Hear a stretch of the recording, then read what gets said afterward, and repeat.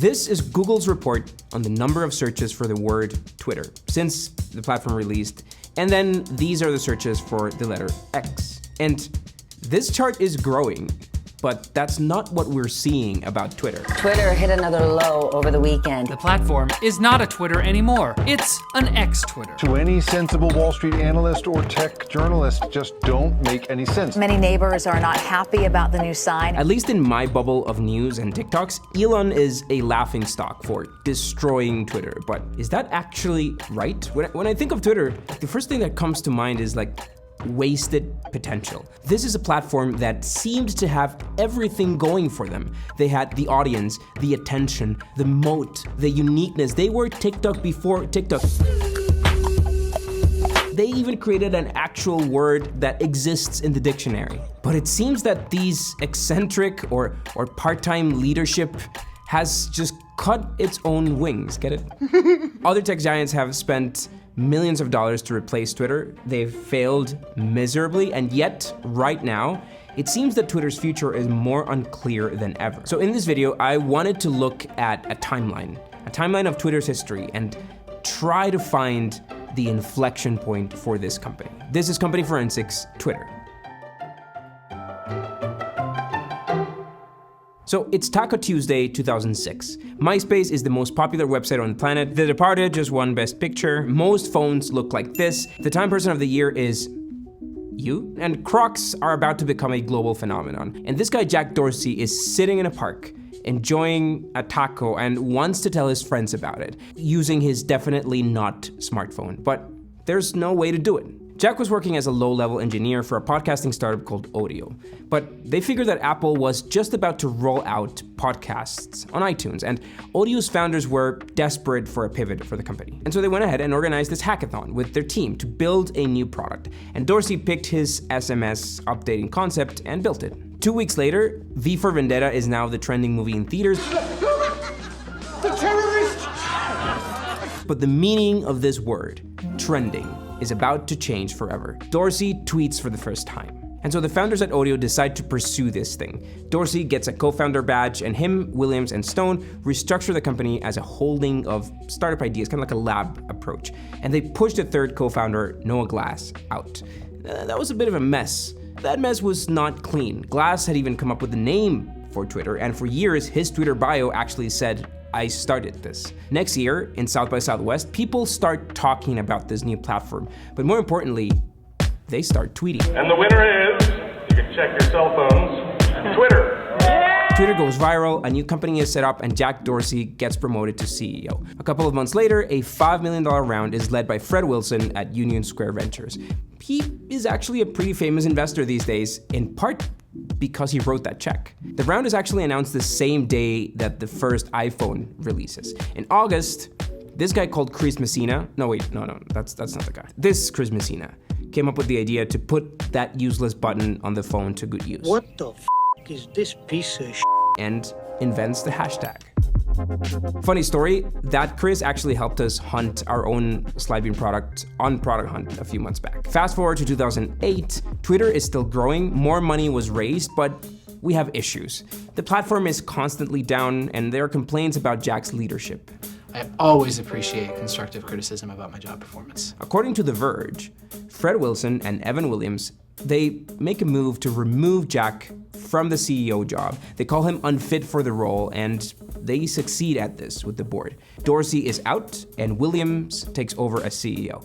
But that is, of course, not the end of Jack's story with Twitter. He pulls a Steve Jobs, and it quite literally starts behaving kind of like a Steve Jobs-y. My model for business is the Beatles. And goes on to start a new company, Square, which you can absolutely blame for this new tipping trend. Oh, what a cute Shiba. Can I pet him? Oh, thanks, bye. But we'll come back to Square in a second. It's 2010 now. Twitter and microblogging is a global phenomenon, from the first tweet from space to playing a crucial role shaping politics and societies around the world. The tech company acting more like a news organization, becoming more aggressive in choosing what its members see and suspending accounts associated with ISIS. All through this time, this company doesn't make money. It's not that it's not profitable. It's that it barely generates any revenue at all. over $150 million raised to this point, and not a clear direction for the business model. VCs can accept this for a while. We actually made a video about it. But eventually, the company needs to make some money. So in April 2010, Twitter announces promoted tweets. But it'll be almost a decade from this moment for Twitter to actually turn a profit for the first time. The story of Jack Dorsey and Evan Williams is really enough for a whole video on its own. But all you need to know for now is that in 2010, Jack Dorsey started moving the pieces on the board to come back to Twitter. Evan Williams is removed as CEO in October, and Jack Dorsey is back in the company. Hey guys, what's happening? How's my favorite branch doing? Is back as executive chairman of the board, not CEO.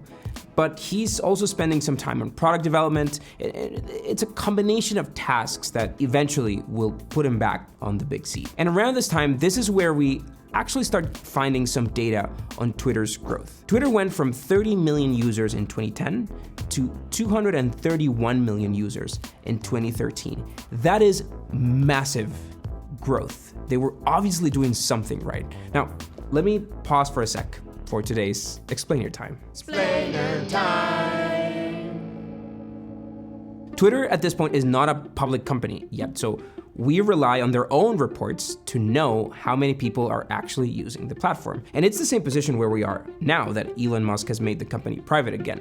We don't know, and they don't need to report anything to us. But what we can do is cross-reference the metrics that we do have against other indicators. And the first one is Google Trends, which reports the search intent on a scale from 0 to 100. Now, Google Trends doesn't tell us how many searches actually happened. It just tells us the volume of search over time or compared to other searches for other words. But we can actually transform this into numbers, and for that we looked into Ahrefs. It's this SEO tool that we use. We actually use at Slidebean for our SEO. We need to know how many searches are happening on Google for the keywords that we care about, pitch decks and financial modeling and the stuff that our company actually does. On an Ahrefs report, you can get a number of searches, and if we compare the searches for Twitter, that number corresponds quite closely to Google Trends. So the report is accurate on this side. Now we're gonna use both of these metrics through the rest of the video, so I figured it was important to explain why we're trusting them. Yeah, Mr. White. Yes, science. I should also say that Ahrefs also happens to be the sponsor for today's video. And truly, we've used Ahrefs almost since we started Slidebean. Their tool has been key to grow our website to over 200,000 organic hits a month, 25,000 leads a month, and we literally use it to find what keywords people are searching for, to find which competitors are fighting for those keywords and tracking our position on those keywords over time. Another feature that we use a lot is this content gap tool, which lets you identify topics that your competitor is beating you at and take action around it. They have a site audit, a health score, a backlink tracker, and they're used by some of the top brands around the world for their SEO. You can sign up at ahrefs.com/webmastertools for their 100% free version, and their base plan on their dashboard runs for just $99 a month. I'll link that in the description. Thanks again, Ahrefs, for sponsoring today's video. Back to 2012. Twitter was trending more than it's ever been. Monthly active users are growing exponentially, but this is the year that Facebook announced that it was buying out Instagram. And Twitter had some pressure to not lag behind in this social media race. So this is the point in which the board probably had the most visionary idea that Twitter has had since its inception. They acquired this pre-launch, pre-revenue startup right out of their garage, a startup that was about to blow up. My main goal is to blow up. If you're a Gen Z, you might be just too young to remember the phenomenon that Vine was, but these guys called it before it was even released. Vine launched under Twitter in January 2013, and 3 months later, it was the most downloaded app in the App Store. This was by all means a TikTok ancestor, and it worked, and people loved it. It minted celebrities that we still have to deal with today. And except for the failure of Twitter Music, 2003 was a great year for Twitter, and they moved towards an IPO in November. And the stock market valued Twitter at $31 billion, which was almost double what they were targeting. It made Dorsey a billionaire, and Twitter was now in the public eye more than ever. Let's pause the story for a second, really to reflect on what Twitter has become at this point. On the venture side, this is a dream story of a unicorn startup. But more than that, Twitter was threading, into the very fabric of society. Last-minute news, trending topics, politics, emergencies and disasters, direct line of contact to celebrities and politicians. It's a place to interact, to discuss in a way that Facebook was never really able to do. Facebook and its shiny new baby Instagram were bigger, they were much bigger, but those were platforms that were mostly built for interactions with friends, or just stalk people. But content on Instagram and Facebook lived in silos of friend groups and their connections. Twitter was about the public discourse. It was wider. Hashtags allowed anyone, anywhere, to follow you and to be part of a discussion. Granted, fewer people want to be part of those conversations. And so Twitter users, I think, will always lag behind compared to platforms like Facebook or Instagram. But the point here is that Twitter has become this crucial and powerful tool for the digital society that we live in. But the years after Twitter went public were rough. Let's start with the acquisitions. In 2015, for example, there was this weird trend, sort of phenomenon of live blogging that was boasted by these two apps, Meerkat and Periscope, both of which also went viral on South by Southwest.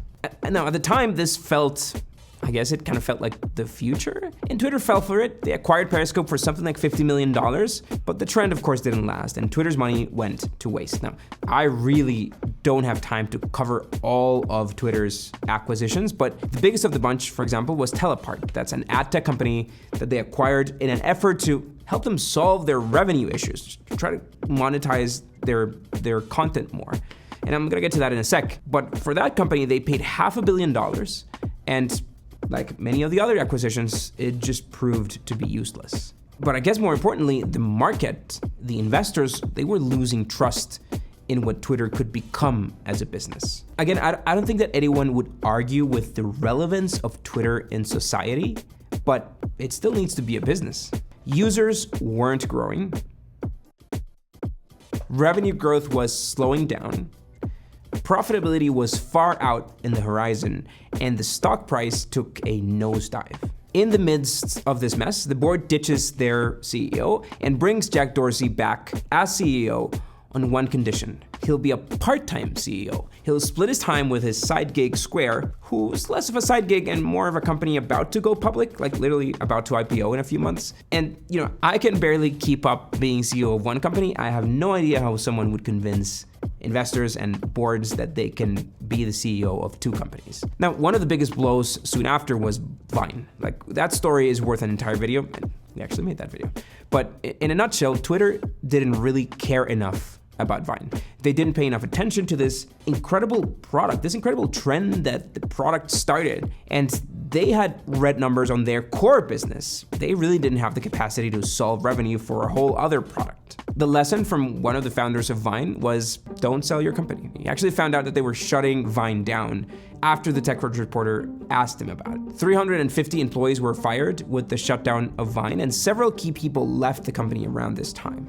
I think this is a turning point. I think this shows that the company didn't really have the capacity to capitalize on the incredibly popular products that they had under their roof, and the hundreds of millions of engaged users. Again, Twitter grew to become an integral part of digital society, but it wasn't a great business. In 2018, they actually did have a few profitable quarters, but that didn't last too long. Monthly active users were stalled and even started shrinking, and investors obviously didn't like that. Stock price dived again. Okay. As you can see, we did pretty well. So. Yes, I can see.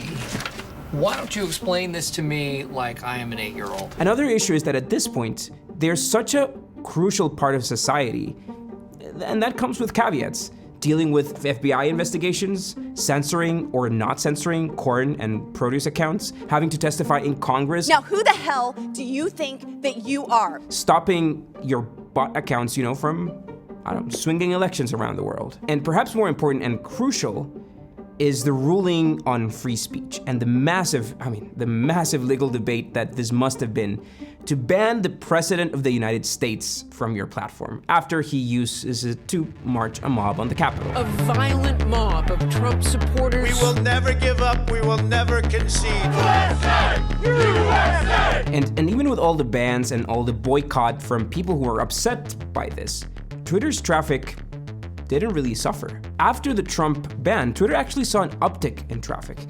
Again, this is kind of cross-checked from our data sources. Stock price recovered, though there may have been other reasons for that in 2021. And enter the last character in our story. Elon Musk. Elon Musk. Elon Musk. Elon Musk.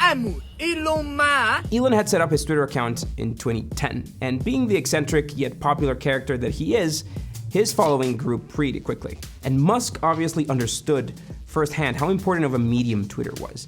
Maybe the roughest experience was actually getting fined by the SEC for misleading investors of Tesla by tweeting about their funding. Musk's statements misled members of the investing public to believe that it was virtually certain he could take Tesla private at a price of $420 per share. I want to be clear, I do not respect the SEC. And then the idea, the inception for buying Twitter might have come from this guy who suggested it back in 2017.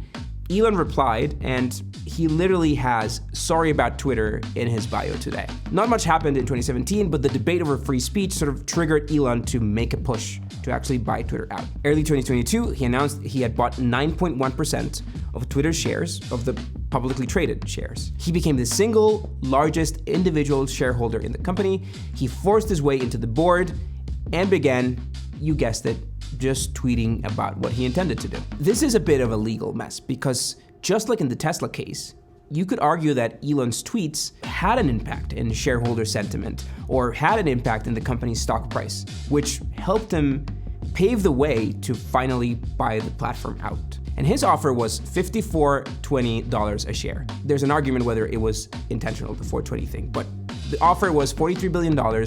And even though this was a shit ton of money, it was $10 billion above Twitter's market valuation, the board considered it a hostile takeover and it considered blocking it. But money talks. Money talks. Investors couldn't really reject this.